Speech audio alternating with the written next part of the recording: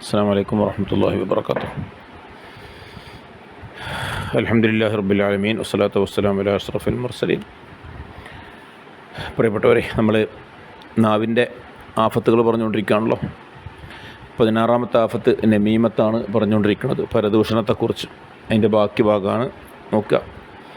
വഖാല അല്ലാഹു തആല പറഞ്ഞു, ഫഖാനതാഹുമാ ഫലം യുഗ്നിയ അൻഹുമാ മിനല്ലാഹി ഷൈഅ.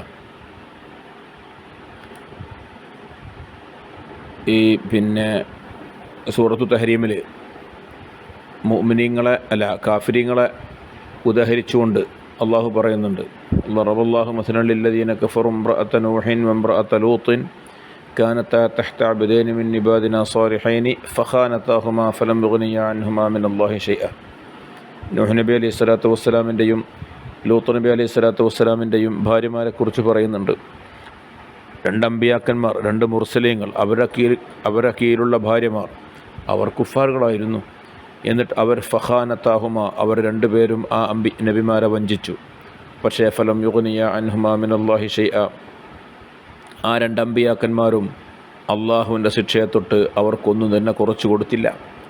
നൂഹ് നബിൻ്റെ ഭാര്യ നശിച്ചപ്പോഴും ലൂത്ത് നബിൻ്റെ ഭാര്യ നശിച്ചപ്പോഴും ഇതൊരു നബിയുടെ ഭാര്യയാണല്ലോ എന്ന പരിഗണനയൊന്നും അള്ളാഹു കൊടുത്തില്ല. ഈ വഞ്ചന ഏഷണിയുടെ വഞ്ചനയായിരുന്നു.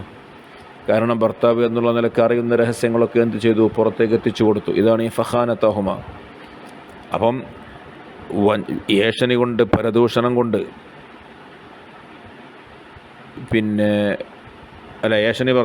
ഏഷണി പറഞ്ഞുകൊണ്ട് ഇങ്ങനെ പ്രയാസമുണ്ടാക്കിയത് കൊണ്ട് അമ്പിയാക്കന്മാരെ ഭാര്യയാണ് എന്ന പ്രയോറിറ്റിയൊന്നും അവർക്ക് കിട്ടിയില്ല. മറ്റൊരു ഹദീസിൽ കാണാം, ലാ യദ്ഖുലുൽ ജന്നത ഖത്താത്തുൻ, സ്വർഗത്തിൽ പ്രവേശിക്കുകയില്ല. ഖത്താത്തുൻ, ഏഷണി പറയുന്നവൻ സ്വർഗത്തിൽ പ്രവേശിക്കുകയില്ല. വൽ ഖത്താത്തു ഹുവ നമ്മാം, ഖത്താത്ത് എന്ന് പറഞ്ഞാൽ നമ്മാം, നമീമത്ത് പറയുന്നവൻ, അതാണ് ഖത്താത്ത്. മറ്റൊരു ലോകത്താണ്. വഫിഹി ഹദീസ് കസീറ, ഇങ്ങനെ കുറേ ഹദീസുകൾ ഈ കാര്യത്തിലുണ്ട്. ഇനി വഹദ്ദു നമീമത്തി, നമീമത്തിൻ്റെ നിർവചനം, അതിൻ്റെ ഡെഫിനിഷൻ ഇന്നലെ ഞാൻ ക്ലാസ്സിൽ പറഞ്ഞിട്ടുണ്ട്, അതുപോലെയാണ് പറയാൻ പോണത്. കശ്ഫമാ യക്റഹു കശ്ഫഹു, വെളിവാകൽ വെറുക്കുന്ന ഒന്നിനെ വെളിവാക്കുക. കശ്ഫമാ യക്റഹു കശ്ഫഹു, വെളിവാകാൻ വെറുപ്പുള്ള ഒരു കാര്യത്തെ വെളിവാക്കുക. അത് സവാവുൻ, ഇതാർക്ക് വെറുപ്പ്? നമ്മൾ ഗീബത്താവുമ്പം എന്താ ഉണ്ടാവുക? നമ്മൾ ആരെക്കുറിച്ചാണോ പറയണത് അയാൾക്ക് ഇഷ്ടമല്ലാത്തതെന്നാണ്. എന്താണെന്ന് വെച്ചാൽ നമീമത്താവുമ്പം ആർക്കാണ് ഈ വെറുപ്പ്? അത് സവാവുൻ കരിയഹുൽ മങ്കൂലു അൻഹു, ആരെക്കുറിച്ചാണോ നമ്മൾ ഉദ്ധരിക്കുന്നത് അയാൾക്കുള്ള വെറുപ്പാകാം. അവിൽ മങ്കൂലു ഇലൈഹി, അല്ലെങ്കിൽ ആരോടാണോ നമ്മൾ പറയുന്നത് അയാൾക്കുള്ള വെറുപ്പാകാം. ഔ സാലിസുൻ, അല്ലെങ്കിൽ മറ്റൊരാളുടേതാവാം. ഈ നമീമത്ത് പറയുമ്പോൾ അങ്ങനെയുണ്ട്. കാരണം ഫസാദ് ഉണ്ടാക്കാൻ വേണ്ടി കാര്യങ്ങൾ അങ്ങോട്ടും ഇങ്ങോട്ടും പറയുന്നതിനാണ് നമീമത്ത് എന്നറിയാം. അത് ചിലപ്പം നമ്മൾ ആരെക്കുറിച്ചാണോ പറയണത് അയാൾക്കതുകൊണ്ട് കുഴപ്പമൊന്നും ഉണ്ടാവില്ല. ചിലപ്പോൾ നമ്മൾ ആരോട് പറയുന്നതോ അയാൾക്കും കുഴപ്പമുണ്ടാവില്ല. മറ്റൊരാളെക്കുറിച്ചാണ് പറയണത്, അയാൾക്ക് കാരണം പ്രശ്നം ഉണ്ടാവുക. അപ്പോൾ ആർക്കെങ്കിലും പ്രശ്നം ഉണ്ടായാൽ മതി. ആർക്ക് പ്രശ്നം ഉണ്ടായാലും ഫസാദ് ഉണ്ടാവും. ഇതാണ് നമീമത്തിൻ്റെ താരീഫ്. അത് സവാവുൻ കാനൽ കശ്ഫു ബിൽ ഖൗലി, ഈ വെളിവാക്കൽ വാക്കുകൊണ്ടാവാം, ഔബിൽ കിതാബത്തി എടുത്തുകൊണ്ടാവാം, ഔബിൽ റംസി സൂചിപ്പിച്ചുകൊണ്ടാവാം, അബിൽ ഇഷാറത്തി ആംഗ്യം കാണിച്ചുകൊണ്ടാവാം, എങ്ങനെയാവാം. അപ്പോൾ ഏതെങ്കിലും വിധേന മറ്റൊരാൾക്ക് മനസ്സിലാകുന്ന രീതിയിൽ ഒരു രഹസ്യത്തെ പറഞ്ഞു കൊടുക്കുക, ഒരാളെക്കുറിച്ച് പറഞ്ഞു കൊടുക്കുക. അത് ആ ആളോ ആരെക്കുറിച്ച് പറയുന്നുവോ അയാളോ, നാം സംസാരിക്കുന്ന നമ്മുടെ അഭിമുഖമായി സംബോധിതനായ വ്യക്തി ഉണ്ടാവുമല്ലോ അയാളോ, അല്ലെങ്കിൽ മറ്റൊരാൾക്കോ, ആർക്കെങ്കിലും ഇക്കാരം അതിൻ്റെ വെറുപ്പുണ്ടാവുന്നത്. ഫഹഖീഖത്തു നമീമ ഇദൻ. അപ്പം നമീമത്ത് എന്ന് പറഞ്ഞാൽ ഇഫ്ഷാ ഉസ്സിരി വഹത്തുക്കു സത്റായിരിക്കും, രഹസ്യം വെളിവാക്കുക, മറയെ പൊളിക്കുക എന്നുള്ളതാണ്. എല്ലാ മനുഷ്യന്മാരും നമുക്കൊക്കെ ഓരോ മറയുണ്ട്. ആ മറ ഒരിക്കലും പൊളിയാനൊന്നും പറ്റില്ല. അങ്ങനെ പൊളിക്കണമെന്നൊന്നും ദീൻ പറയണമില്ല. അപ്പം മറ പൊളിക്കുക, രഹസ്യം വെളിവാക്കുക, ഇതൊക്കെയാണ് നമീമത്ത് എന്ന് പറഞ്ഞാൽ, ചുരുക്കി പറഞ്ഞാൽ. ഇനി അടുത്തത് അല്ലാഫത്തു സാബിയത്ത് അഷർ, 17ാമത്തെ ആഫത്ത് കലാമു ദിൽ ലിസാനൈൻ, 2 നാവുള്ളവൻ്റെ സംസാരം. ശ്രദ്ധിക്കണം, ഈ 2 നാവുള്ളവൻ്റെ സംസാരം. ചില ആളുകൾ അങ്ങനെ ഉണ്ടാവും, ഇരട്ട മുഖവുമായി നടക്കുക. ഓരോരുത്തരെടുത്തെത്തിയാൽ ഒരുക്കൊപ്പിച്ചൊക്കെ സംസാരിക്കുക. സ്വന്തമായി ഒരു ആദർശമോ നിലപാടോ അഭിപ്രായമോ ഒന്നും ഉണ്ടാവില്ല. അങ്ങനെ അവിടെ പോയി ഒരുക്കൊപ്പിച്ച് പറയും, ഇവിടെ നിന്നാൽ ബൽക്കൊപ്പിച്ച് പറയും.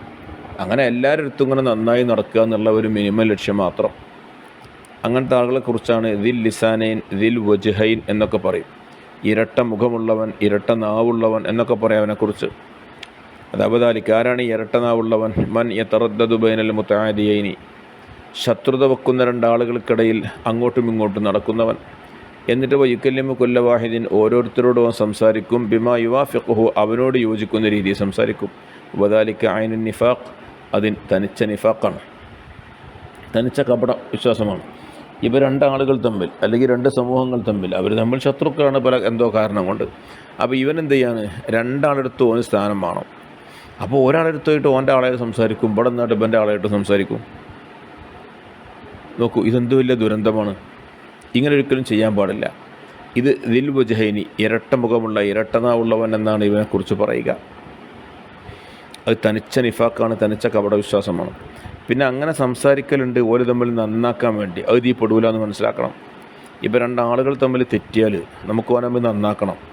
നന്നാക്കാൻ ചിലപ്പോൾ എന്ത് ചെയ്യേണ്ടി വരും? നമ്മൾ ഒരാളെടുത്ത് പോയിട്ട് ഓൻ്റെ ആളായി സംസാരിച്ച് ചിലപ്പോൾ കുറച്ച് നുണയൊക്കെ പറയേണ്ടി വരും. അത് ജായിസാണ് ശറഅയിൽ, അങ്ങനെ ഉണ്ടല്ലോ. കാരണം ഇവിടെ ഉദ്ദേശം എന്താണ്? ഒരാളെ സ്വീപ്പാക്കലും മറ്റൊന്നുമല്ല, ഇവരെ തമ്മിൽ നന്നാക്കലാണ്. അത് ഏറ്റവും നല്ല അമലാണ്. അത് വേറെ കാര്യം, അതിനെക്കുറിച്ചല്ല പറയുന്നത്. ഖാല അമ്മാർ ഇബ്നു യാസിർ, അമ്മാർ ഇബ്നു യാസിർ റളിയല്ലാഹു അൻഹു പറയുന്നു, ഖാല നബി സല്ലല്ലാഹു അലൈഹി വസല്ലം, മൻ കാന ലഹു വജ്ഹാനി ഫിദ് ദുനിയ കാന ലഹു ലിസാനാനി മിൻ നാരിൻ യൗമൽ ഖിയാമ. മൻ കാന ലഹു വജ്ഹാനി ഫിദ് ദുനിയ, ഒരാൾക്ക് ഈ ദുന്യാവിൽ രണ്ട് നാവുണ്ടെങ്കിൽ, രണ്ട് മുഖമുണ്ടെങ്കിൽ, ഇരട്ട മുഖവുമായിട്ടൊരാൾ ഈ ലോകത്ത് നടക്കുന്നുണ്ടെങ്കിൽ, കാന ലഹു ലിസാനാനി മിൻ നാർ. അപ്പോൾ ദുന്യാവിൽ രണ്ട് മുഖമുള്ളവന് കാനലഹു ലിസാനാനി മിൻ നാരിൻ യൗമൽ ഖിയാമ, ഖിയാമത്ത് നാളിൽ നരകത്തിൻ്റെ രണ്ട് നാവുകൾ, തീയിൻ്റെ രണ്ട് നാവുകൾ അവനുണ്ടാവും. കാരണം ദുന്യാവിൽ ഇങ്ങനെ രണ്ട് നാവുകൊണ്ട് സംസാരിച്ച ആളല്ലേ. അപ്പം നരകത്തുനിന്ന് രണ്ട് നാവ്, ശിക്ഷ കൂടാണ് എന്നർത്ഥം. ഒരു നാവുമ്മക്കുള്ള ശിക്ഷ, രണ്ട് നാവിനുള്ള ശിക്ഷ ഉണ്ടാവുക. കാരണം രണ്ട് നാവുമായിട്ടാണ് ദുന്യാവിൽ നടന്നത്.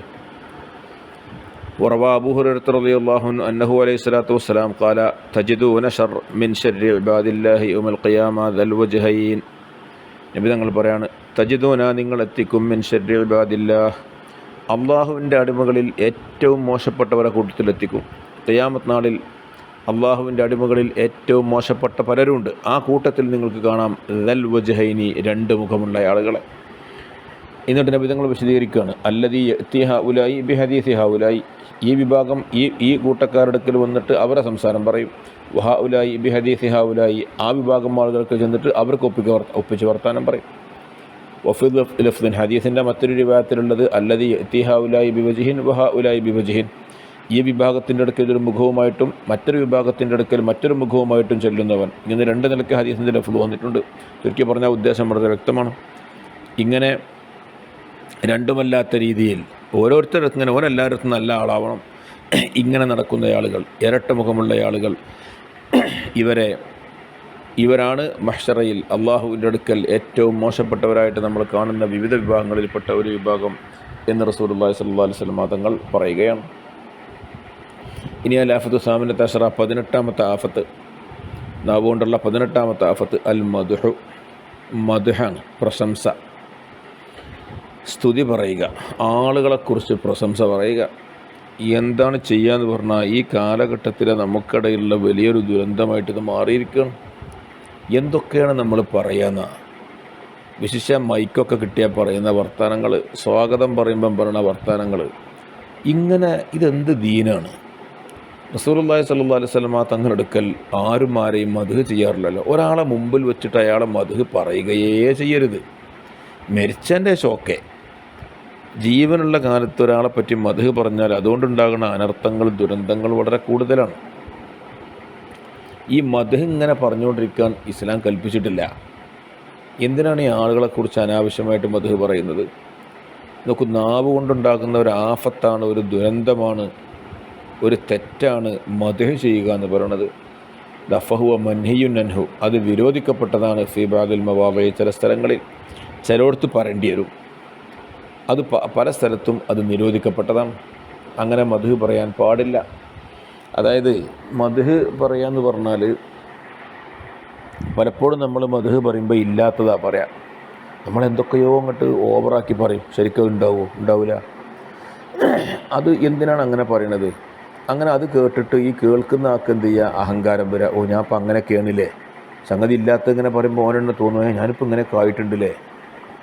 ഇനി ഒരു സ്വാലിഹല്ലാത്ത ഒരാളെക്കുറിച്ച് അവൻ്റെ മധുഹഗീതങ്ങൾ ഇങ്ങോട്ട് പറയാണ്. അപ്പോൾ ഓനെന്നെ തോന്നുകയാണ് ഞാൻ ഇപ്പോൾ അത്ര ഉസാറുള്ള ആളാണല്ലേ, ഇനിയിപ്പോൾ എനിക്ക് നന്നാണ്ട ആവശ്യമൊന്നുമില്ല, കാരണം ഞാൻ ഇപ്പോൾ അത്ര നന്നായ ആളാണ് എന്നോന് തോന്നുകയാണ്.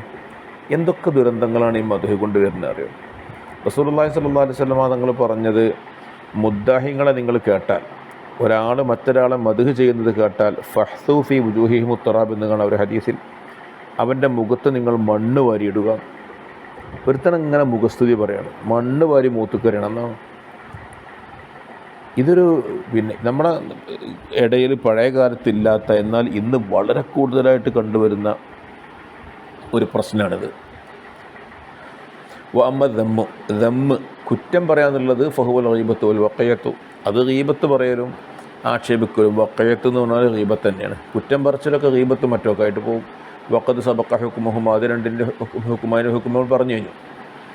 നോക്കൂ, അപ്പം നല്ലത് പറഞ്ഞാലും പ്രശ്നമാണ്, കുറ്റം പറഞ്ഞാലും പ്രശ്നമാണ്. എന്തിനാ അപ്പോൾ ഇതിങ്ങനെ പറയണത്? ആവശ്യത്തിനുള്ള വർത്തമാനങ്ങളൊക്കെ മാത്രം പറയാം. ദമ്മ് എന്ന് പറയുമ്പോൾ ചിലപ്പം കുറ്റം പറഞ്ഞ ഒരാൾക്ക് ഇഷ്ടമല്ലെങ്കിൽ അത് ഗീബത്താവും, അത് തെറ്റാണ്. വൽ മദ്ഹു യദ്ഖുലുഹു സിത്തു ആഫാത്തിൻ, മദ്ഹിൽ 6 ആഫത്തുകളുണ്ട്. നോക്കൂ, അങ്ങനെ വിശദമായി പറയണം. ഒരാൾ മറ്റൊരാളെ മദ്ഹ് ചെയ്യുകയാണെങ്കിൽ മദ്ഹ് ചെയ്യുന്നതിൽ 6 ദുരന്തങ്ങളുണ്ട്. അർബഉൻ ഫിൽ മാദിഹി, 4 മദ്ഹ് പറയുന്ന ആൾക്കാണ്. വസ്നാനി ഫിൽ മംദൂഹി, 2 മദ്ഹ് ചെയ്യപ്പെടുന്ന ആൾക്കാണ്. നോക്കൂ, മദ്ഹ് പറയുന്ന ആൾക്കാ വലിയ പ്രശ്നം.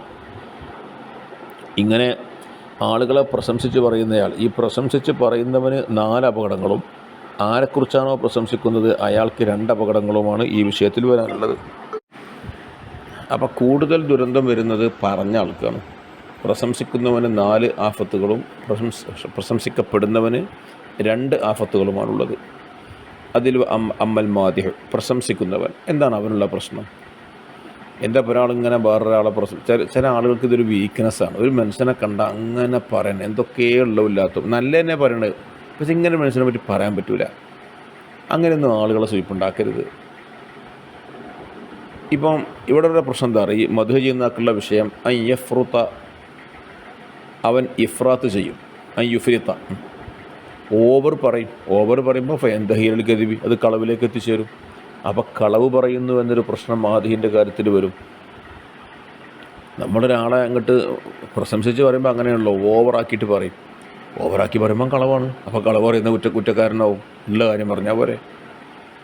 നമ്മൾ ഇപ്പോൾ ചില ആളുകളോട് കണ്ടാൽ എന്തൊക്കെ പറയില്ല വെച്ചാൽ, വിശുദ്ധരിൽ വിശുദ്ധരായ ഒരു കറാഹത്ത് പോലും ചെയ്യാത്ത എത്ര ആൾക്കാർ ഇത്ര കറാഹത്ത് ചെയ്യുന്നുണ്ട്.